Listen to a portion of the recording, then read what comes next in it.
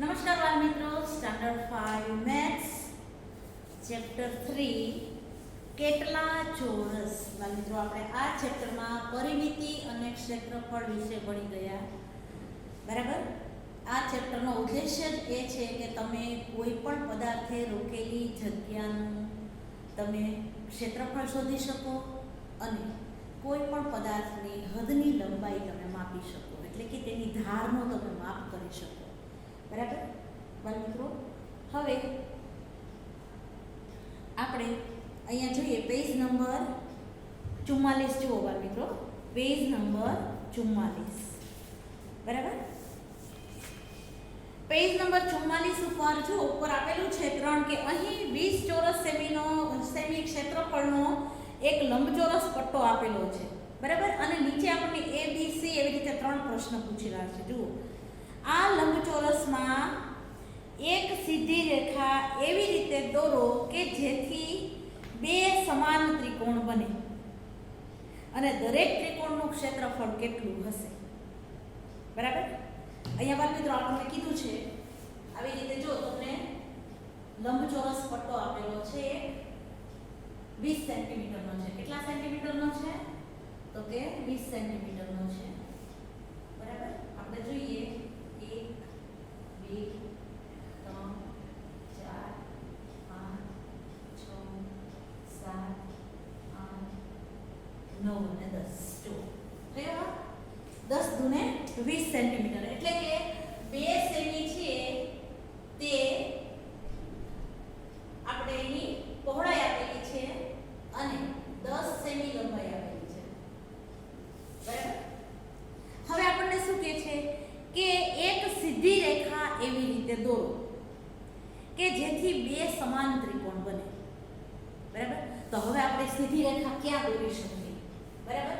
તો તમે અહીંયા તમે સીધી રેખા દોરી શકો છો. બરાબર. અથવા તો તમે અહીંયા સીધી રેખા દોરી શકો છો.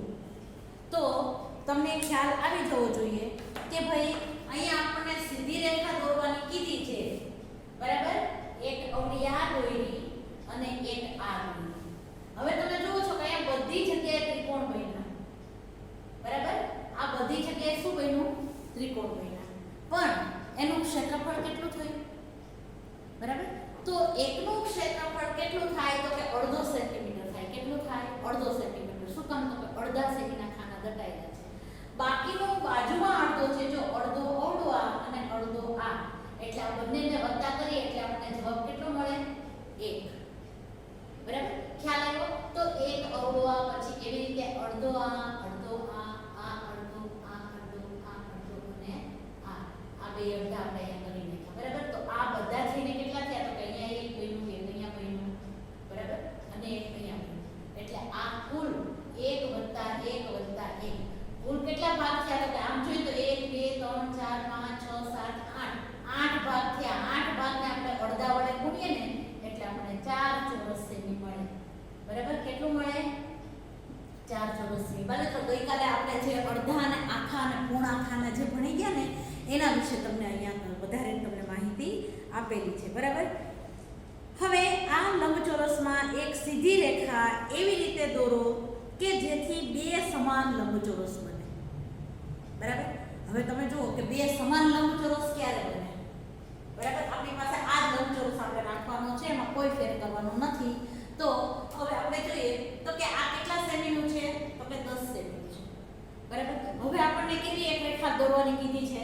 તો કે આડી રેખા કીધી ને દોરવાની, સીધી રેખા કીધી છે. તો સીધી રેખા આપણે તો કે 1 2 3 4 અને 5. બરાબર. પછી આ બાજુ જોઈએ 1 2 3 4 અને 5, એટલે સીધી રેખા આપણે અહીંયા દોરીએ.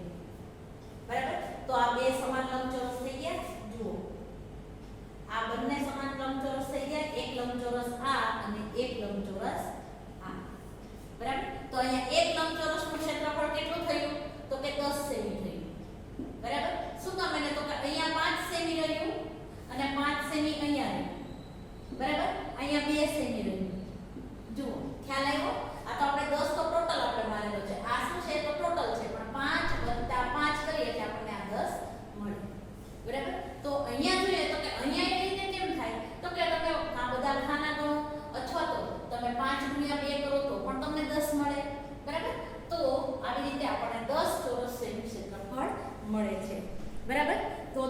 જવાબ લખી શકો કે 10 ચોરસ સેમી. અહીંયા તમે ત્રિકોણનો જવાબ લખી શકો કે 4 ચોરસ સેમી. જુઓ આ A નો જવાબ છે, બરાબર. આ કેનો જવાબ છે? A no. B નો જવાબ કેટલો થાય છે? તો કે અહીંયા આપણને કીધું છે કે બે સમાન લંબચોરસ બને અને દરેક નાના લંબચોરસનું ક્ષેત્રફળ કેટલું હશે. પણ દરેક નાના ન હોય, સમાન હોય એટલે બંને સરખા જ ગણાય, બરાબર. એમાં નાનો લંબચોરસ એટલે તો કે નાનો લંબચોરસ આ મોટો લંબચોરસ છે અને આ નાનો લંબચોરસ છે, તો અહીંયા કેટલું બનશે? તો કે નાના લંબચોરસ દરેક નાના લંબચોરસનું ક્ષેત્રફળ 10 ચોરસ સેમી હશે. 10 ચોરસ સેમી હોય અથવા તો હશે. તમે આ જવાબ લખી શકો, બરાબર. પછી સી જોઈએ આપણને. સી કીધું છે એક લંબચોરસમાં બે સીધી રેખા એવી રીતે દોરો કે જેથી તે એક લંબચોરસ અને બે સમાન ત્રિકોણમાં વિભાજિત થાય, બરાબર. આપણે શું કહે છે કે એક લંબચોરસ બને અને બે સમાન ત્રિકોણ બને, બરાબર. તો હવે આપણે શું કરશું? તો કે આપણે જોઈએ તો કે બે સમાન ત્રિકોણ પેલા બનાવીએ, બરાબર. બે સમાન ત્રિકોણ બનાવીએ એટલે કેટલા જોઈએ? તો કે અહીંયાથી જ આપણે લઈએ તો આ અહીંયા, બરાબર. જુઓ થયું. અને આ જે છે એને આપણે 1 સેમી અહીંયા લઈ લઈએ, બરાબર. હવે જો બાળ મિત્રો અહીંયા તમે આ ત્રિકોણ જોશો ને તો આ ત્રિકોણનું માપ સરખું છે અને આ ત્રિકોણનું માપ સરખું છે, બરાબર. કેવી રીતે? તો કે આપણે જે અડધા ગણતા હતા ને ખાના, પેલા આપણે શું કરવાનું? તો કે આખા ખાના કેટલા છે અહીંયા? તો કે 2. અહીંયા 2 આખા ખાના છે, બરાબર. ત્રિકોણનું આપણે ત્રિકોણનું ક્ષેત્રફળ પેલા કાઢીએ, બરાબર. ત્રિકોણનું ક્ષેત્રફળ આપણે જોઈએ તો કે કેવી રીતે મળશે? તો કે પેલા પૂરા ખાના કેટલા છે? તો કે 1 અને 2 આપણે એક ત્રિકોણમાં જ કાઢીએ છીએ. પછી જે એક ત્રિકોણનો મળશે એવી રીતે આપણને ઉપરના ત્રિકોણનો મળી જશે. 2 પૂરા ખાના છે, બરાબર. પૂરા ખાના 2. પછી અડધા ખાના કેટલા? તો કે 1 2 3 અને 4. અડધા ખાના કેટલા છે? તો કે 4. અહીંયા 2 ગુણ્યા 1 કરીએ એટલે 2 અને 4 ગુણ્યા 1/2 કરીએ એટલે આપણને અહીંયા મળે 2, બરાબર. અહીંયા 2 મળશે અને અહીંયા 2 મળશે એટલે કુલ કેટલા સેમી થાય? 4 ચોરસ સેમી, બરાબર. એટલે એક ત્રિકોણનું ક્ષેત્રફળ કેટલું થયું? 4 ચોરસ સેમી. તો બીજા ત્રિકોણનું પણ કેટલું થાય? 4 ચોરસ સેમી. તમે જોશો કે ભાઈ અહીંયા આપણે આ ગેર પૂછી નાખીએ, બરાબર. એટલે તમને ચોખ્ખો ખ્યાલ આવે. હા બાળ મિત્રો, અહીંયા છે ને આપણે અહીંથી આપણી લાઈન, ઓકે. જો અહીંયા તમે જોશો તો કે 2 અડધા ખાના ક્યાં છે? બરાબર. 2 અડધા ખાના ક્યાં? તો કે 1 અને 2. આ 2 અડધા છે. બાકી તો કે 1 2 3 4. સોરી, આ 2 પૂરા ખાના છે અને અડધા ખાના 1 2 3 અને 4. આ અડધા ખાના જોયું? 2 પૂરા ખાના અને 2 અડધા ખાના એટલે 4. એટલે દરેક સમાન ત્રિકોણનું ક્ષેત્રફળ, બરાબર. સમાન ત્રિકોણનું ક્ષેત્રફળ જો કે તો આપણે બતાવી દેવાનું, એમાં આપણને કીધું નથી, પણ આ છે તે બંને ત્રિકોણ છે તે 4 સેમી ક્ષેત્રફળ વાળા બને છે. પછી એવી જ રીતે અહીંયા કેટલું થઈ ગયું? તો કે અહીંયા આપણે જોઈએ તો કે 1 2 3 4 5 6. અહીંયા કેટલું થયું? 6 સેમી થયું, બરાબર. અહીંયા થયું એ 4 સેમી, બરાબર. તો અહીંયા આપણે 6 સેમી થયું અને અહીંયા 2 સેમી. તો અહીંયા આપણે લંબચોરસનું ક્ષેત્રફળ કેટલું મળશે? લંબચોરસનું ક્ષેત્રફળ બરાબર તો કે 6 ગુણ્યા 2 કરવા પડે ને. 6 ગુણ્યા 2 બરાબર 12 સેમી. 12 ચોરસ સેમી આપણે લખવું પડે. હો બાળ મિત્રો, એમને ન લખાય, ચોરસ સેમી કરીને લખવું પડે, બરાબર. જો આ થયો તે ABC નો આપણો જવાબ છે, બરાબર. ખ્યાલ આવી ગયો બાળ મિત્રો? ચાલો ત્યાર પછી આપણે જોઈએ કે અહીંયા કીધું છે લંબચોરસનું ક્ષેત્રફળ કેટલું અને ત્રિકોણનું, દરેક ત્રિકોણનું ક્ષેત્રફળ કેટલું. તો આપણે આ અહીંયા જવાબ આપણે આપી દીધો છે, બરાબર. આપણને સી માં ખાલી દોરવાના કીધા હતા, પણ એની નીચે જુઓ કીડીનું ચિત્ર છે, એની બાજુમાં આપણને કીધું છે કે લંબચોરસનું ક્ષેત્રફળ કેટલું અને ત્રિકોણનું કેટલું. તો આપણે એ બંને અહીંયા આપી દીધા છે, બરાબર. હવે છે તે પાના નંબર 45 પરના ચોરસ ખાના દર્શાવેલ કાગળમાં નાના ચોરસની બાજુઓ માપો અને આવા 5 ચોરસનો ઉપયોગ કરી અને તમે જેટલા આકાર બનાવી શકો તેટલા બનાવો અને 3 આકાર તમારા માટે દોરેલા છે. જુઓ આપણે 5 જ ખાનાનો ઉપયોગ કરી અને આપણે આકારો દોરવાના છે. જુઓ બાળ મિત્રો, જોયું તમે? આની અંદર તમારે કરવાનું છે. જો તમે આ આડો છે ને તો એને તમે આમ ફેરવીને પણ કરી શકો. પછી આ ઊભો તો છે તે તો એવો ને એવો તમે અહીંયા આડો પણ બનાવી શકો. બરાબર? આ આમ છે તો એને તમે ઊભો એલ પણ કરી શકો. આવી રીતે તમારે 5 ખાનાવાળા તમારે આકારો બધા દોરવાના છે. 5 ખાનાને તમે વિભાજિત કરી શકો ને 5 ખાનાને ઢાંકી શકો ને એટલા તમારે આકાર બનાવવાના છે. બરાબર? હવે તમે બધા અલગ અલગ આકાર દોરી શકો. હવે અલગ અલગ આકાર દોરો એટલે તમારે શું થશે તો કે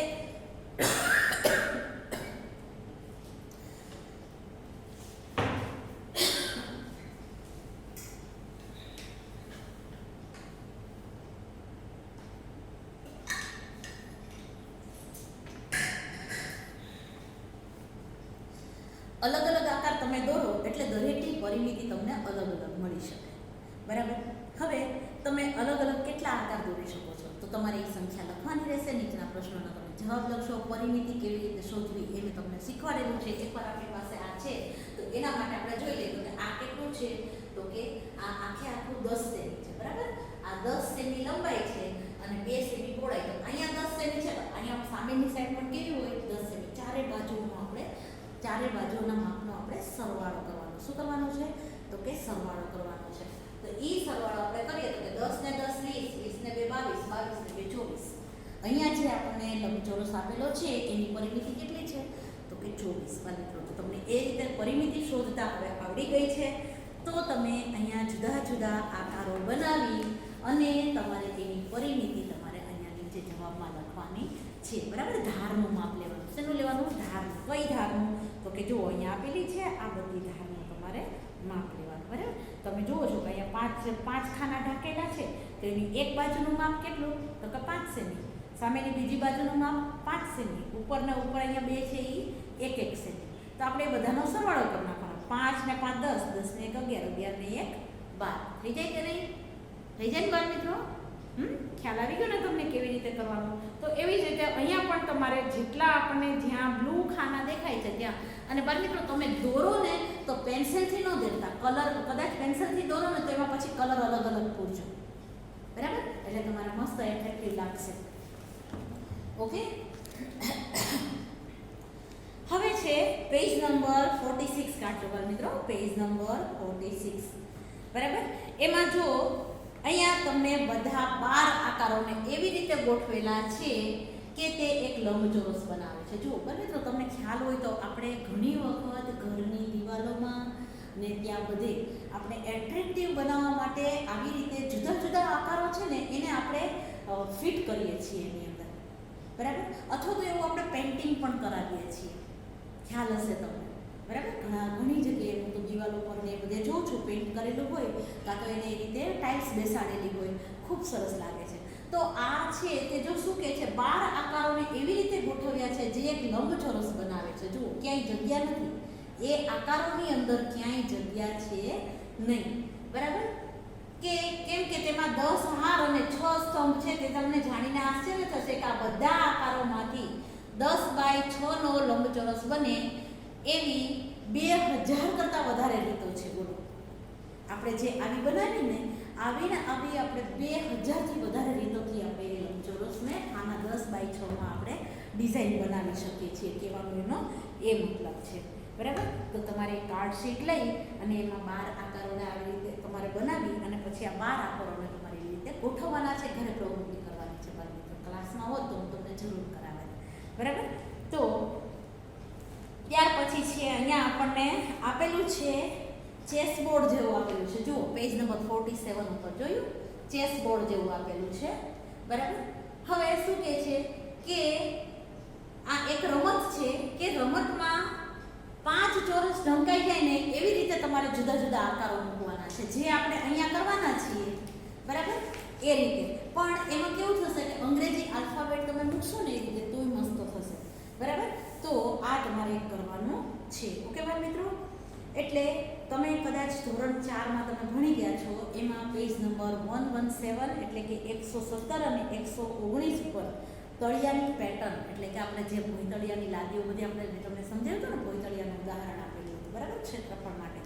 તો એના માટેની એક યાદી તૈયાર કરી અને પછી સાચી લાદી પસંદ કરીને તેને ત્યાં સુધી લગાડવાની કે જ્યાં સુધી કોઈ જગ્યા ન રહે. એટલે તમને કીધું હતું રૂમનું ઉદાહરણ આપેલું હતું બરાબર, કે આપણા ક્લાસનું જ ઉદાહરણ આપ્યું હતું અને કીધું હતું કે ભાઈ કડીઓ આવે તો એ બધું માપ કરીને આપણે કેટલી લાદી જોઈએ છે તે આપણને કહેશે, એસ્ટિમેટ આપે ને આપણને એ રીતે બરાબર. ત્યાર પછી છે પેજ નંબર 48. બાળ મિત્રો અહીંયા પણ તમે જુઓ છો કે ભોંયતળિયાની અલગ અલગ લાદીઓ આપેલી છે. જુઓ જુદા જુદા આકારોની અલગ અલગ લાદીઓ આપેલી છે. ઓલો કહેતા હતા ને 2000 જેટલી પેટર્ન છે, તો એ આ બધી જ છે બરાબર.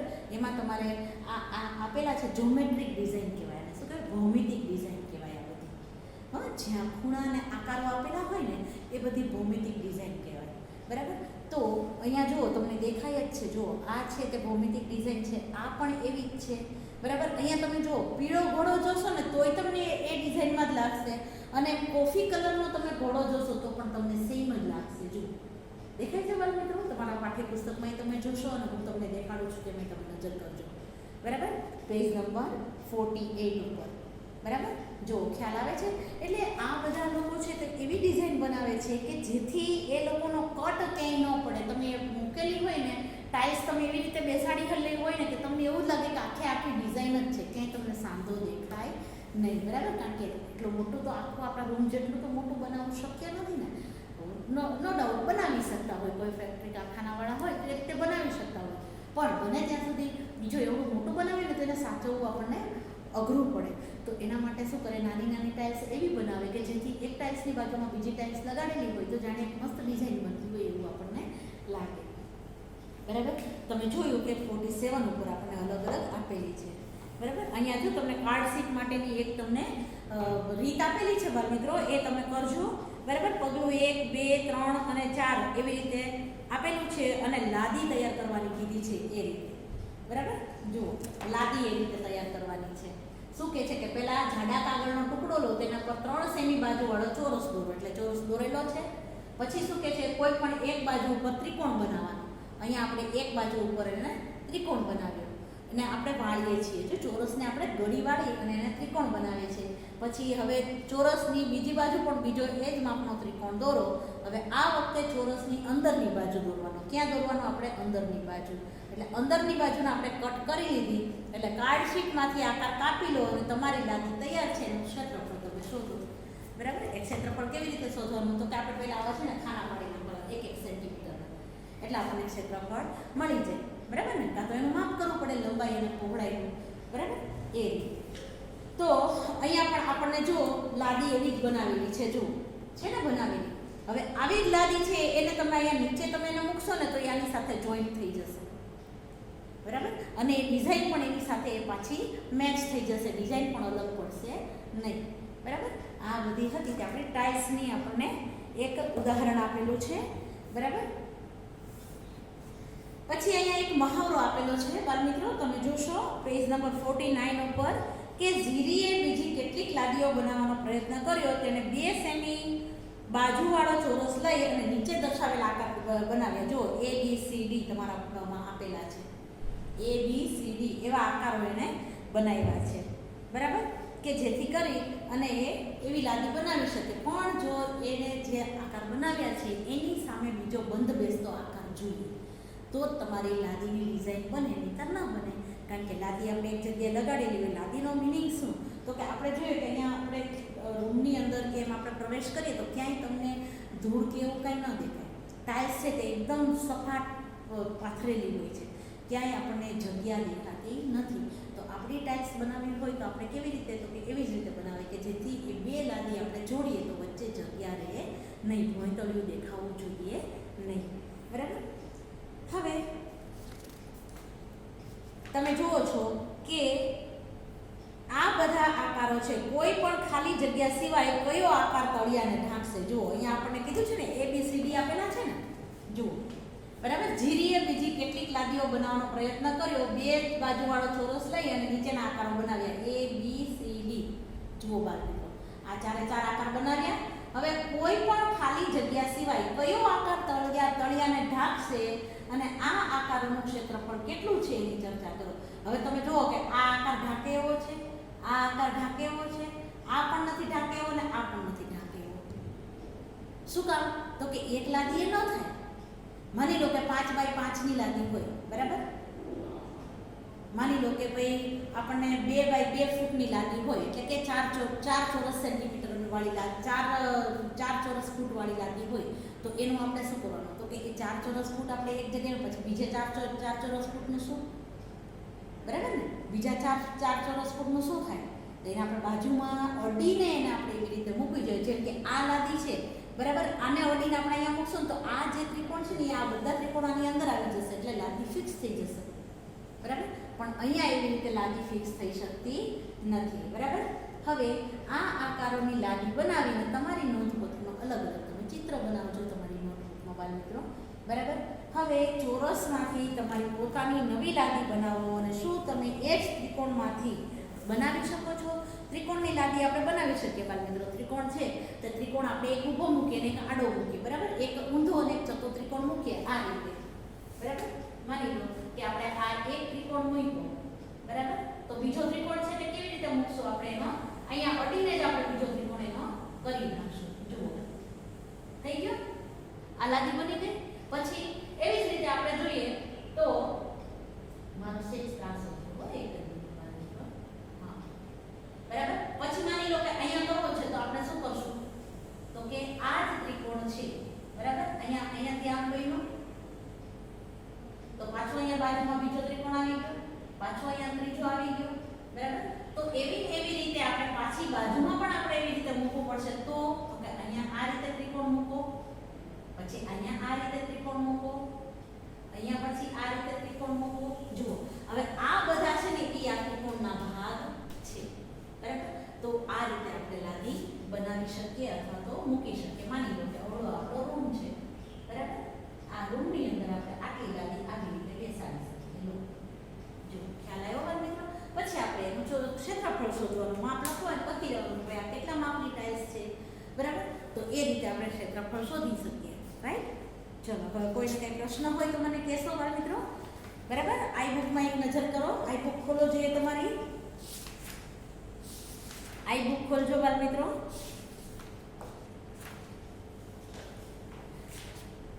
હવે આઈ બુકમાં જુઓ તમને આપેલું જ છે પેજ નંબર 26 ઉપર તમે જોશો પ્રશ્ન નંબર 17, પછી 18, 19, 20. જુઓ ખ્યાલ આવે છે તમને? બરાબર બાળ મિત્રો? આ જે આપણે અહીંયા ભણ્યા હતા આ એવું જ આપેલું છે. અહીંયા આપણને એક સીધી લાઈન દોરવાની કીધી તો એણે કેવી દોરેલી છે? એણે ક્રોસમાં દોરેલી છે અને આપણે છે તે સીધી દોરેલી છે, બરાબર? હવે અહીંયા જોઈએ તો કે લંબચોરસનું ક્ષેત્રફળ કરી અને છેદમાં 2 મૂક્યા છે. જુઓ તમને, બરાબર? એટલે દરેક ત્રિકોણનું ક્ષેત્રફળ કેટલું હોય? તો કે 10/2 એટલે કેટલું હોય? તો કે 5 ચોરસ સેમી હોય. કેટલું હોય? 5 ચોરસ સેમી હોઈ શકે, બરાબર? દરેક ત્રિકોણનું ક્ષેત્રફળ. પછી એવી જ રીતે 20મો દાખલો પણ તમે જોશો. આજે તમને મેં હોમવર્કમાં આપેલો છે બાળ મિત્રો, એટલે તમે કરેલો જ હશે, બરાબર? તો આ રીતે આપણે આકારો ભણ્યા આપણે આજે આ ચેપ્ટરમાં, અને કેટલા ચોરસ એના વિશે આપણે માહિતી મેળવી. કહેવાનો અર્થ એટલો જ હતો કે કેટલા ચોરસની અંદર આપણે પરિમિતિ અને ક્ષેત્રફળ ભણવાનું હતું. બાળ મિત્રો હજી એકવાર કહી દઉં કે કોઈ પણ જગ્યાએ રોકેલી, કોઈ પણ પદાર્થે રોકેલી જગ્યાને તેનું ક્ષેત્રફળ કહે છે, અને કોઈ પણ પદાર્થની હદની લંબાઈ અથવા તો ધારનું માપ હોય તેને આપણે પરિમિતિ કહેશું, રાઈટ? ખ્યાલ આવ્યો બાળ મિત્રો? કોઈને કંઈ પ્રશ્ન હોય તો મને કહેશો.